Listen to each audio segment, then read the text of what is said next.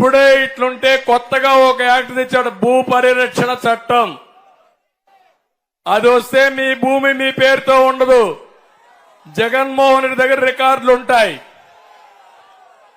90 రోజుల్లో నీ భూమి నీ పేరుతో ఉందో లేదో తెలుసుకోకపోతే, తమ్ముడు తెలుసుకోకపోతే ఆ భూమి ఇంక నీది కాదు.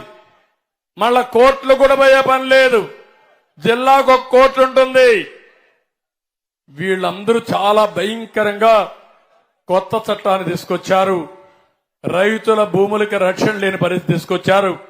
10-1 ఉండదు, అడంగాలు ఉండదు, ఏ రికార్డు ఉండవు. వాడు రాసిందే లెక్క.